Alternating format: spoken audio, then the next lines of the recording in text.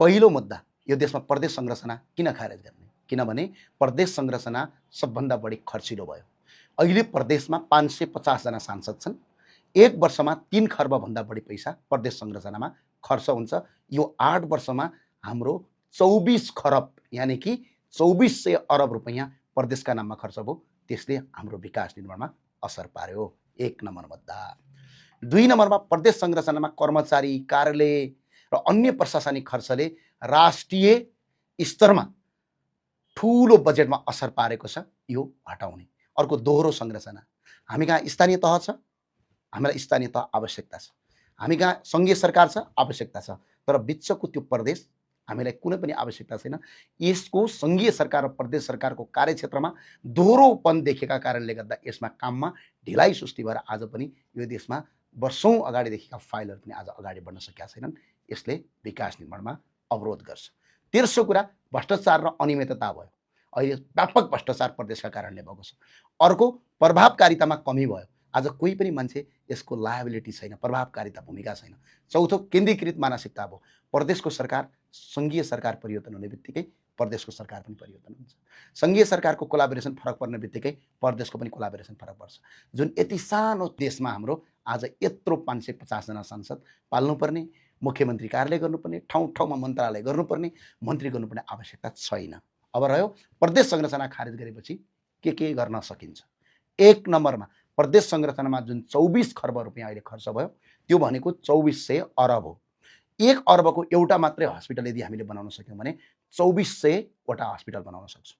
यदि 1 अर्बको एउटा मात्रै हामीले फ्याक्ट्री खोल्न सक्यौँ भने त्यो फ्याक्ट्रीमा 500 जना मान्छेलाई रोजगारी मात्र दिन सक्यौँ भने 12 लाखभन्दा बढी मान्छेलाई हामीले नेपालमा रोजगारी सिर्जना गर्न सक्छौँ।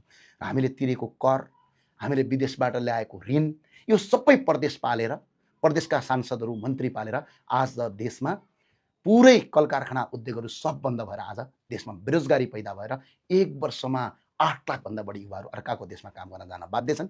प्रदेश खारेज गऱ्यौँ भने हामीले त्यो पैसा इन्डस्ट्री, कल कारखाना खोल्न लगाउँछौँ, त्यो पैसा हस्पिटल खोल्न लगाउँछौँ, त्यो पैसा स्कुल खोल्न लगाउँछौँ र आज नेपालभरिका जनताका छोराछोरीहरू आज कुनै पनि प्राइभेट स्कुलमा पढ्नु पर्दैन, आज उपचार नपाएर मर्नु पर्दैन।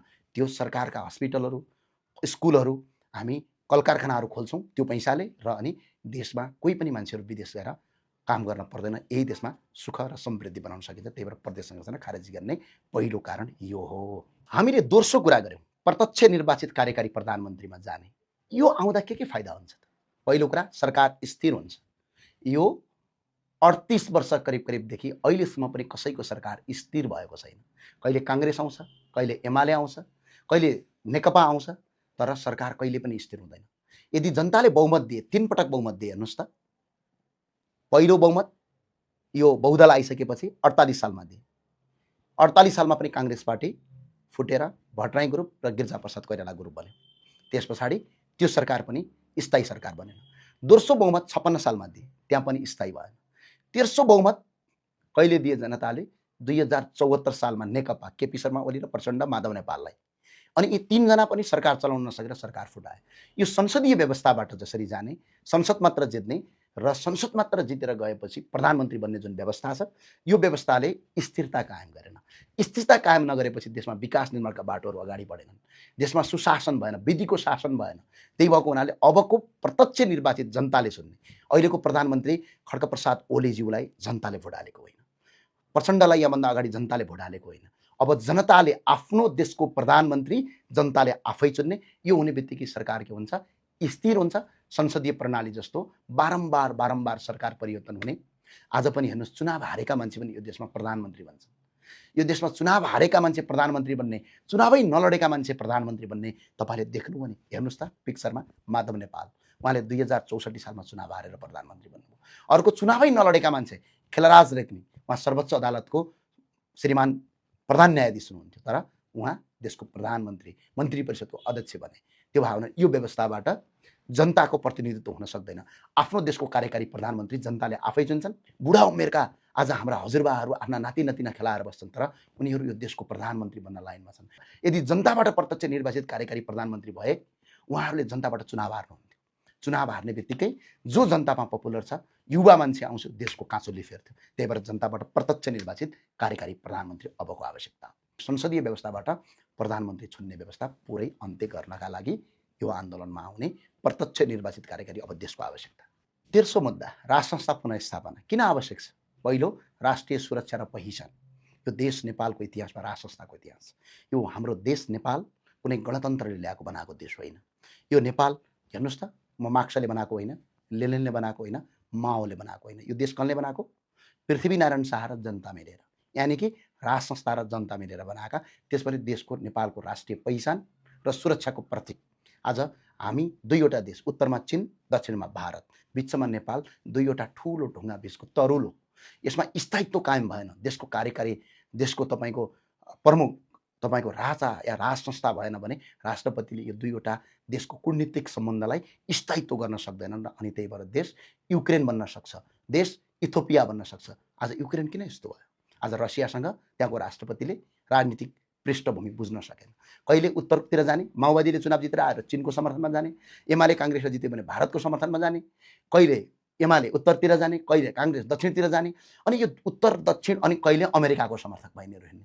पटक पटक देशलाई चाहिँ यिनीहरूले विकराल स्थितिमा गर्ने भएपछि त्यसैले राष्ट्रिय सुरक्षा र पहिचानका लागि राज संस्था आवश्यक। हामीले मागेको राज संस्था कस्तो? संवैधानिक। राष्ट्रपति जनताले भोट हालेको हो। ल हेर्नुहोस् त, फोटोमा पहिलो राष्ट्रपति रामवरण यादव, कसको मान्छे? नेपाली काङ्ग्रेसको मान्छे। जनताले भोट हालेनन्। कसले हाले? संसदमा भएका मान्छे हाले। दोस्रो राष्ट्रपति विद्यादेवी भण्डारी, कसको राष्ट्रपति? नेकपा एमालेको राष्ट्रपति। जनताले भोट हालेनन्। कसले हाले? संसदले हाले, अनि जनताले चुनेको। तेस्रो राष्ट्रपति रामचन्द्र पौडेल, जनताले भोट हालेनन्। कसले हाले? संसदले हाले। त्यो भावनाले राष्ट्रपतिलाई हटाएर राजा राख्ने, संवैधानिक राख्ने, तर शासन गर्ने मान्छे कहाँ? जनताबाट प्रत्यक्ष निर्वाचित कार्यकारी गर्ने। अर्को कुरा, राज संस्था हुँदा के फाइदा हुन्छ? राष्ट्रिय एकता र समृद्धि हुन्छ। राष्ट्रिय एकता, विभिन्न जात जाति, भाषा, वेशभूषा, समुदाय बिचको एकताको सद्भावको सन्देश संसारभरि जान्छ, नेपालभरि जान्छ। राजा कुनै पार्टीको हुँदैन, कुनै दलको हुँदैन। हामीले शासन गर्ने भने राष्ट्रपतिको ठाउँमा राजा चाहियो, किनकि यो देशको पहिचान हो। आज हेर्नुहोस् त कुन कुन देशमा राजा छन्। सर यहाँ हेर्नुहोस् त list: Cambodia, Spain, Luxembourg, Japan, बेलायत, त्यसपछि गएर अस्ट्रेलिया, क्यानाडा, न्युजिल्यान्ड, सबै देशमा राज संस्था छ। आज विश्वका 10वटा धनी देशहरूमध्ये तपाईँले 7वटा देश चाहिँ विश्वका सबभन्दा बढी राज संस्था भएका देश छन्। तपाईँले यो सोच्दै गरेर तपाईँलाई लाग्ला इन्डियामा किन छैन र अमेरिकामा किन छैन? अमेरिकाको इतिहास राज संस्थाले बनाएको होइन। अमेरिकाको इतिहास राष्ट्रपतीय व्यवस्थाले गरेको। अमेरिकाको पहिलो राष्ट्रपति जर्ज वासिङटन राष्ट्रपति हुन्, राजा होइनन्। दोस्रो, इन्डिया, भारतको कोलोनाइज इन्डिया ब्रिटिसको कोलोनाइज थियो। ब्रिटिस हटाएपछि त्यहाँ छोटे छोटे राजा थिए, तर सिङ्गो देशको राजा थिएनन्। नेपाल जस्तो कुनै नेपाल एकीकरण गरेको राजा थिएनन्। उनीहरूको इतिहास अलग हो, हाम्रो इतिहास अलग हो। आज बेलायतमा, जापानमा अहिले जति पनि हाम्रा दाजुभाइहरू काम गर्न जानुहुन्छ, हेर्नुहोस् त, दुबईमा राजा छ, कुवेतमा राजा छ, कतारमा राजा छ, साउदीमा राजा छ, र गल्फ कन्ट्री सबैमा राजा। त्यति मात्र होइन, युरोपमा हेर्नुहोस् त, बेलायतमा राजा, स्पेनमा राजा, लक्जमबर्गमा राजा। विश्वका सबै देशहरू, ठुल्ठुला विकसित देशमा आज राजा हुँदाहुँदा अस्ट्रेलियामा पनि, क्यानाडामा पनि र न्युजिल्यान्डमा पनि राज संस्था कस्तो? संवैधानिक। किन? त्यहाँको आफ्नो संस्कृति, संस्कार र राष्ट्रिय एकतालाई सन्तुलन गर्न। तर अहिलेको राष्ट्रपतिबाट राष्ट्रिय एकता हुन्छ? हुँदैन। अहिलेको राष्ट्रपति नेपाली काङ्ग्रेसको, अहिलेको उपराष्ट्रपति जसपाको, त्यहाँभन्दा अगाडि उपराष्ट्रपति माओवादीको, त्यहाँभन्दा अगाडि उपराष्ट्रपति त्यतिखेर पनि फोरमको। अनि यसरी राष्ट्रपति व्यवस्था यो देशमा टिक्न सक्दैन, यो देशलाई सन्तुलन कायम गर्न सक्दैन, राष्ट्रिय एकता कायम गर्न। नेपालमा हिन्दू अधिराज्य, हिन्दू बुद्ध किराँत सहितको वैदिक सनातन हिन्दू अधिराज्य हुँदा आर्थिक रूपमा देशलाई केही फाइदा हुन सक्ने सम्भावनाहरू हामीले यहाँ उल्लेख गरेका छौँ। जस्तै धार्मिक पर्यटनमा वृद्धि हुन्छ। विश्वमा 121 करोड हिन्दूहरू छन्, 60 करोड बुद्ध धर्मावलम्बी छन्। त्यसको 10% मात्र नेपाल आइदियो भने 12 करोडभन्दा बढी हिन्दूहरू, झन्डै 6 करोड बराबर तपाईँको बुद्ध धर्मावलम्बी नेपाल आउँछन्। उनीहरूले गर्ने खर्चले देशको इकोनोमीमा पुरै परिवर्तन गर्न सकिन्छ। हिन्दू अधिराज्य स्थापनाले यस क्षेत्रमा धार्मिक पर्यटनको बढावा दिन सक्छ। र आज हाम्रा देशमा विदेशमा गएका दाजुभाइहरू, आज दुबई, कतारतिर आज काम गर्न जाने दाजुभाइहरू यही देशमा गएर होटल रेस्टुरेन्ट खोलेर अगाडि बढ्न सकिन्छ। यसले होटल रेस्टुरेन्ट, यातायात, अन्य सेवाका क्षेत्रमा आर्थिक गतिविधि बढाउन सक्छ। सांस्कृतिक पहिचान प्रवर्धन र हिन्दू संस्कृति र परम्परालाई प्रवर्धन गरेर हस्तकला, परम्परागत कला र सांस्कृतिक उत्पादनको बजार विस्तार गर्न सकिन्छ। आज हाम्रो हस्तकलाको मार्केट पुरै बन्द छ। हिन्दू अधिराज्य हामीले स्थापना गऱ्यौँ, बुद्ध सहितको भनेको विश्वका 121 करोड हिन्दूहरूको पवित्र स्थल नेपाल छ। विश्वका 60 करोड बुद्ध धर्मावलम्बीको पवित्र स्थल नेपाल छ। हामीलाई अरू केही गर्न पर्दैन। धार्मिक पर्यटक मात्र नेपाल भित्रायौँ भने देशले काँचुली फेर्न सक्छ। आज आर्थिक लाभ लिन सक्छौँ हामीले। देशभरि विश्वभरि ल अहिले अनुमान गर्नुहोस् त 121 करोड हिन्दूहरूको 10% नेपाल आयो भने झन्डै 12 करोड मान्छे नेपाल आउँछ।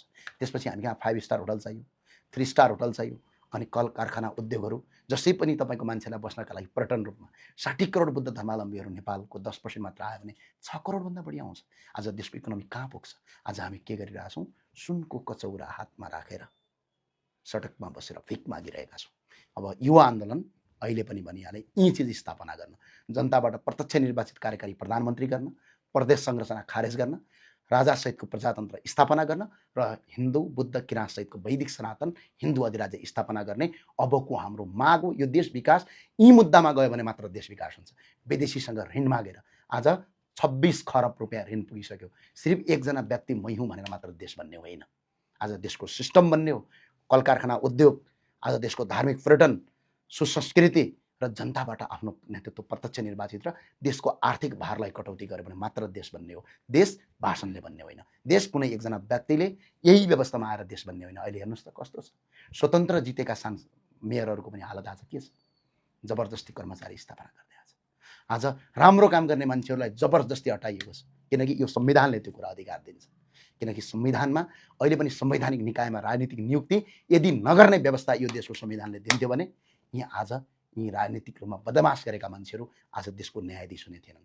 आज बदमासिता पार्टीका कार्यकर्ताहरू आज यो देशको लोकसेवा आयोगको प्रमुख हुने थिएनन्। आज देशका बदमास पार्टीका कार्यकर्ताहरू आज अख्तियारका आयुक्त र उपायुक्त र प्रमुख आयुक्त हुने थिएनन्। आज देशका बदमास कार्यकर्ताहरू आज यो देशमा तपाईँको विद्युत प्राधिकरण, नेपाल वायु सेवा निगमका नेपाल आयल निगमका ठुल्ठुला हाकिमका जिएमहरू हुन्थेनन्। आज राम्रा मान्छेहरू आउँथे। राम्रा मान्छे आउने बित्तिकै कुलमान घिसिङ जस्ता मान्छे आउने बित्तिकै देश विकासतिर जान्थ्यो। तर नेपालको संविधानले के लेख्यो? राजनीतिक नियुक्ति गर्न पाउने संवैधानिक आयोगमा लेख्यो। त्यो लेखिसकेपछि आज पार्टीका कार्यकर्ता त्यसमा प्रमुख हुन पाले। त्यो कारणले गर्दा आज देश विकास भएन। यो देशको संविधानका केही संशोधन गर्नुपर्छ, परिवर्तन गर्नुपर्छ। युवा आन्दोलनमा त्यसका लागि सहभागी हुने हो। ल व्यक्ति नयाँ आयो, के हुन्छ तपाईँलाई? त्यही पार्टीका कार्यकर्ताहरू आज नेपाल वायु सेवा निगमको प्रमुख हुन्छन्। अरबौं रुपियाँ व्हाइट बडीमा भ्रष्टाचार गर्छन्। अख्तियारमा कहिले पनि नेताहरूका विरुद्धमा फाइल अगाडि बढ्दैन। अदालतमा कहिले पनि न्याय पाइँदैन। अनि कसरी तपाईँको व्यक्ति मात्र नयाँ आएर देश बन्छ? यी 4वटा मुद्दा परिवर्तन गरौँ। त्यसमा एउटा अर्को मुद्दा थपौँ। 5वटा राजनीतिक संवैधानिक आयोगमा राजनीतिक नियुक्ति बन्द गरौँ र 26 को आन्दोलनमा सबै सहभागी बनाऊ। यो देशभरि एकजुट बनाऊ। सबै एकजुट बनेर एकपटक बनाऊ र यो आन्दोलन शान्तिपूर्ण रूपमा अगाडि बढाउँ। शान्तिभन्दा ठुलो केही छैन। हस्, धन्यवाद।